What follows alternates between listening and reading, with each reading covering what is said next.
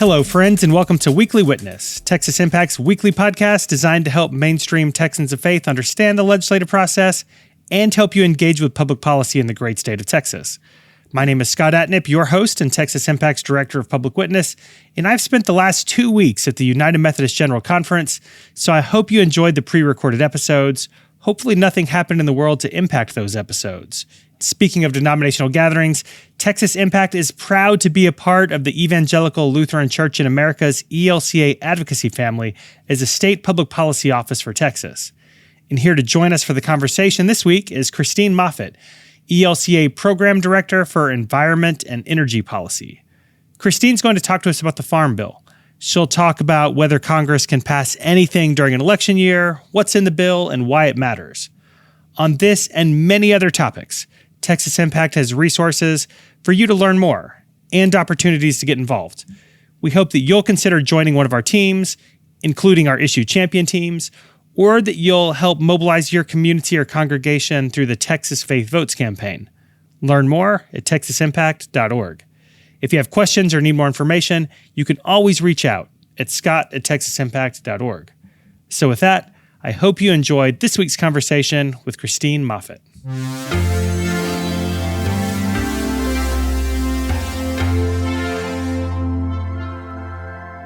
Joining us for today's conversation is a native Texan, Christine Moffett, who currently serves as the ELCA Program Director for Environment and Energy Policy. Christine, thank you so much for joining us. Hello. Thank you for having me.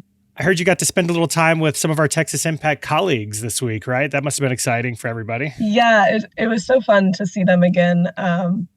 Being from Texas, but really only connecting with them in Dubai is kind of a weird thing. Right. So getting to see them in DC, also weird, but a little piece of home, you know. Well, it's always nice when Texans are able to gather in DC. So I'm glad y'all got to connect. And I'm glad they connected us so we could visit with you today about advocacy and the Farm Bill and lots of other things. So let's go ahead and jump in. Our listeners have heard about ELCA Advocacy over the years. We are certainly excited to be a part of that network. But for those who aren't as familiar, could you talk us through ELC Advocacy and talk to us about your structure? Yeah, absolutely. So ELCA's advocacy, I was born into the ELCA, cradle Lutheran, and I didn't know much about it. So we joke that it's the ELCA's best kept secret, and it's a joke because it really shouldn't be. Right. If your point is to do advocacy. So hopefully we can get out there more. So we have an federal advocacy team that's located in DC, and it's set up similar to a congressional office where we have a director, and then we have people covering each policy areas. So mine is environment and energy. We have an economic policy director. We have domestic civil rights policy position, migration policy, international policy, and Middle East, North Africa. I think those are all our policy positions. So those are just people that relate to the federal government. But then we also are connected to 19 different state public policy offices, Texas Impact being one. And then we also have an office at the UN in New York City that relates to the United Nations. So we're across the board. Love that. It is an incredible network, and we are grateful to be a part of that. Talk to us about your position, and I think our folks are always interested in why people choose to do the work. So maybe why you felt called to this position, to this work. Yeah, this is always a fun question. I think the more I answer it, the more I figure that out. Yeah, so I think a lot of it for me comes from just my draw really, and my background is in environmental policy. And I think I've been passionate about it for a long time. I was telling the story the other day about growing up in Houston, which I think your listeners, if they're in that area, can relate to this as well. That, growing up at a time where we were having hurricane after hurricane, and everyone's telling you, this is like crazy. These are 100-year floods. These are 100-year storms. And I'm 10 and it's happened 3 times, So it was very real to me that something was going on. And I think feeling the need that it was bigger than just recycling or conserving water, needing to speak into halls of power, people that hold power, really came to be, I think, accumulation of interest in that and, college classes. And surprisingly enough, I grew up as a Lutheran, but the faith piece really didn't come until I was job searching, so after school, I like to say I stumbled onto this, but the faith-based advocacy arena was something that I didn't know existed. And because it's the best kept secret. Yeah, right. Yeah. That is interesting that you bring up the 100-year floods. I was just on the road for 2 weeks, hanging out with some United Methodist friends, and saw the news from East Texas and close to my home that we had yet another 100-year flood, 25 inches over the course of 5 days or something like that. And seeing those images yet again did remind me of the importance of this work and the challenge in front of us. And so that's interesting that you bring that up today. Yeah, definitely. One of the things that I know the ELCA community and people of faith in general talk a lot about is the Farm Bill. And when we think Farm Bill, we think food, but there's a lot more that goes into that bill. So can you talk to us about the Farm Bill and why it's so important? Absolutely. I'm so excited we're talking about this because we've been working on this for so long, and I think it's almost strategic, but maybe not, that they almost lulled all of us advocates to sleep on the Farm Bill. So I'm really glad things are kind of happening. But so the Farm Bill, it's a huge piece of legislation. And so I don't claim to be an expert on every part of it, but I can speak to the conservation piece specifically.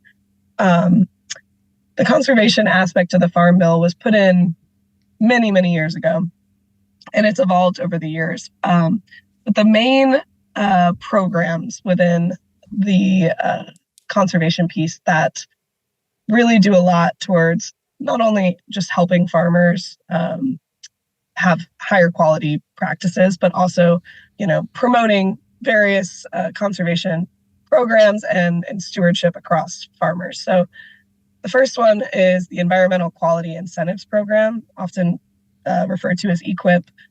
Then you have the Conservation Stewardship Program, CSP, Agricultural Conservation Easement Program, ACEP, and then the Regional Conservation Partnership Program, RCPP. Obviously, it's all about acronyms. So, right. Yeah. But these four programs are administered by NCRS, which is a part of the Farm Service portion of the USDA. And so farmers can apply for funding and receive grants through one of these four programs. The funding for these, historically, conservationists, environmentalists will obviously want the funding to increase, which is important. These are extremely oversubscribed. So the amount of people that apply for the grants, I think EQIP, for example, which is the largest program, only 30% of the people that apply receive funds. So there's a lot of space for maybe tightening the standards at which they are granting these funds, for example. So an increase in funding is helpful, but there's been some loopholes. I think it wasn't in the 2018 Farm Bill, but a previous Farm Bill before that have allowed some practices that might not be as environmentally friendly to still qualify for some of these conservation programs. So that's a real problem. A lot of advocates are calling out on this round of Farm Bill, is really just trying to tightening these standards, because so many people that are doing the right practices can't be incentivized for it because they're so oversubscribed. Got it. Any other high level things we should be looking as the Farm Bill starts to move, or as we start to have conversations about it? Yeah, definitely. So really, I can speak to kind of like two arenas of the Farm Bill that a lot of our advocates are working on, and it's the hunger piece and the conservation piece. as faith communities, that's really what people are looking at. So the House side, which is chaired by G.T. Thompson, Thompson released a letter, and then he released kind of his top lines, his outline for what he plans to drop the text, and then announced that the markup in the House will be on March 23rd. So coming soon. And then almost immediately. Wait, May 23rd? Yes, May 23rd. Okay. So almost immediately after that, Senator Stabenow's office released their there's a lot of debate over what to call it, a section by section, an outline. I don't know. It's not full text, but they dropped their priorities. And they look quite different. We're hearing word that Chairwoman Stabenow and the Republican ranking member have negotiated most of the Senate bill. So I don't think it's going to be as contentious on the Senate side, but the House bill, there are some problematic things in there. Cuts to SNAP, and specifically adjusting the Thrifty Food Plan, which has a lot of faith groups worried because the levels that the Thrifty Food Plan are at need to be adjusted, obviously, for just the cost of things these days, as well as this hasn't been updated since 2018. And so the hunger community is really worried about what the House bill looks like right now.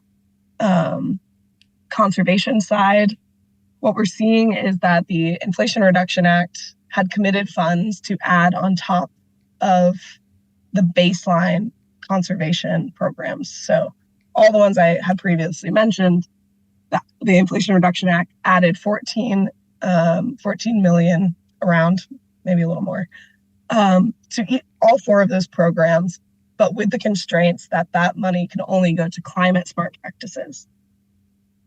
And the House bill wants to take those guardrails, so take the money that's going to go to those programs. Thankfully, they're including it in the baseline, so they're not, taking the funds fully, but getting rid of the climate guardrails. So that is something that Stabenow's office and a lot of Dems have talked about, wanting to maintain as a priority, and that really fits with our priorities as well. So those are kind of the two main things we're watching right now. All right. You mentioned your priorities. I know this is a big deal for ELCA and for many other people of faith throughout our network. Why do you see this why is this such a priority for ELCA advocacy? Yeah. So we have put a lot of work into this. So I think a piece of it is that it's historical. This is a bill you can predict. This is a bill that, we have nearly half of our congregations are in rural areas. So it really hits home to a lot of our members. But also this bill is historically bipartisan. Historically, this can be like a kumbaya, bill where Congress can all shake hands. And I think that's something very representative of our members. Lutheran members are really we're pretty split down the middle, Republican and Democrat. So this bill kind of encompasses a lot of our priorities. But I also think, hunger is a main focus because we have so many ministries across the country that are working on this that need government, assistance, because faith communities can't be the only ones filling the gaps. Right. And then we have strong social teachings and theology grounded in caring for creation, and agriculture and farmers are the ones that tend the land, and they're doing a lot of that creation care themselves. And so any way that we can support that through, government incentives or tax subsidies could be really helpful to our members, but also to, the work of feeding the nation, essentially. So. All right, I've got a hard one for you now, and I won't hold you to the answer, but it really does seem like we need a kumbaya moment in D.C. right now. There's a lot going on. It is an election year. It's harder to move big pieces of legislation during election years historically. You talked about in one of your earlier answers being lulled to sleep with this. So I guess the question is this happening? Should we be optimistic? Is now the time for a push? Where are we? Yeah, that's a good question. And I would love a kumbaya moment. I love those. It's time. It's time. That's what we should all advocate for. Yeah. So I think the being lulled to sleep is definitely like, it's definitely a product of, the government just not working. We've hit such an impasse because of polarization that it can be really hard to get stuff done. Which that time and time again has hit us with the Farm Bill because of this impasse. We've had discussions from some Dems that have said, no Farm Bill, meaning just a reauthorization of the existing 2018 Farm Bill for another year would be better than the current state of the negotiations because they believe that the terms are that bad.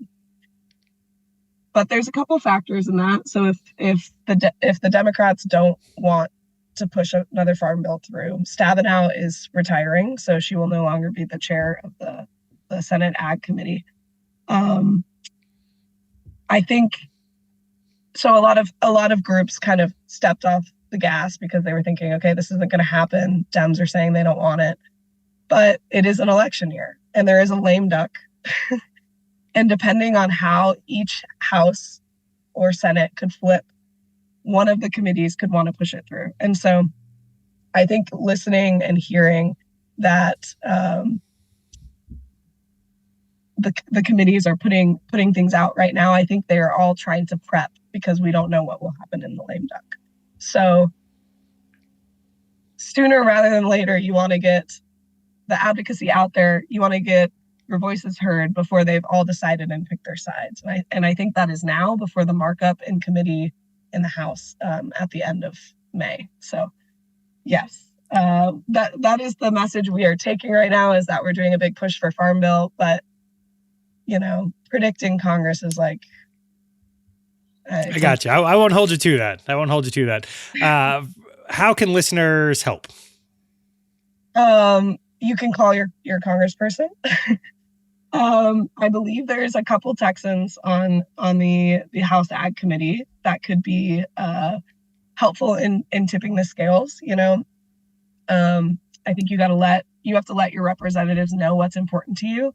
I think I'm obviously coming from a conservation environmental lens, and I will say this bill will last 5 years. And in the span of climate talks and negotiations, 5 years is a lot of time. And these are an important 5 years. Agriculture accounts for 20% of our emissions in the United States. And so if we can really tackle and incentivize best practices, which do exist, and a lot of farmers are already doing it, this is not more money we're asking for. There's no increasing the price tag, which is typically what Republicans are not wanting. So this is just a reordering of the priorities in which we're granting these funds. So just call your lawmakers, get out on social media. Let people know, because we don't want this passed under everyone's nose. All right, friends, you've got your homework assignment there. Christine, I know you're also working or preparing to work on the 2025 federal budget, which just seems crazy to me that we're working on a 2025 budget now. I don't know where time has gone. But any priorities in the early stages of that work? Yeah. I feel like any budget talks, we just got done with 2024 budget like a month ago. With all of these budget talks, we obviously want to preserve the Inflation Reduction Act funding, because if the funding isn't out the door and implemented every time we make a budget, they could be repurposed. So we were really, really happy with that bill. So really trying to protect those programs is a top priority, as well as, attending COP as an American when we only contributed what was it, like $14 million to the loss and damage fund. It was a little embarrassing. A lot of our counterparts contributed, $100 million, whatever. So a big push for us this year, especially with COP coming at the end of the year, is to call on Congress to make sure that we have some international climate finance built into the budget, so that the U.S. is really doing our fair share. All right, changing topics a little bit. I know ELCA staff completed a listening tour last year. Talk to us about that, and did you learn anything? Oh, yeah. The listening sessions were so helpful. I mean, every office I've been to now, of the committee, the ag committee members, it's so nice to be able to say, like, confidently, I've heard this from our members. This is what's happening. So we held listening sessions in all 4 time zones, so one for each time zone. And they were all virtual by Zoom. We took pretty diligent notes. And, I would say most of the feedback was hunger-centric, which is really important. There was a big push for considering young college students, people that have a felony conviction or coming out of prison, which I believe that is the Restore Act. And I think there is quite a push to include that in the Farm Bill from both sides, which is really positive. As well as some conservation funding. And really, we heard time and time again from small farmers, like they need help, they need incentives because they're just getting, bulldozed by these large industrial farms. And so a lot of that's really informing our work, to hear directly from our Lutheran members that are living this every day. All right. Love that. Listening and getting out is always great. I enjoy doing that as well. Now, before we close out, I feel like I'd be remiss if I didn't ask a fellow Texan, now on loan to DC, I guess. Maybe that's a fair way to say it. Do you have any special notes for Lutherans back in your home state here in the great state of Texas? Yeah, on loan to DC. People always tell me, I don't know how you live in DC, which DC's crazy. But Texas is also crazy. I mean, it prepared You don't have to tell me that. It prepared me well, I would just say my message to Lutherans and all of your listeners, people of faith, is just to keep the hope and know that you're not the only one. I think oftentimes we feel like no one around us has the same beliefs, and I can't speak about, what I believe and what I think should be happening or what I should stand for. And I think the case time and time again is more often than not, you'll find common ground with the people next to you. So the more we can talk about this stuff and open and normalize, I think the further we'll get. I love that. Way to close. Christine Moffett, thank you so much for the time today, and thanks for the work you continue to do on behalf of people in faith in DC. We really appreciate the time. Thanks. Thank you so much.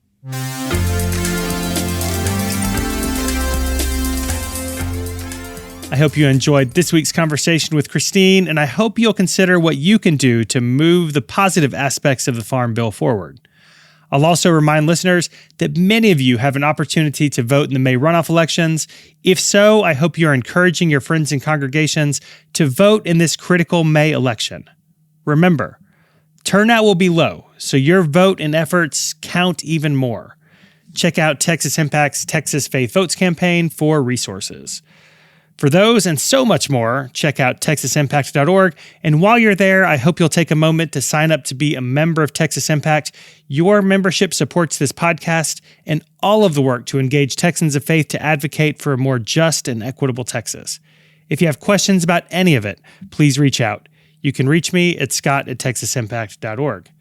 And with that, I think it's time to close out this episode. So remember, the world needs Texans of faith active and engaged. So let's get to work.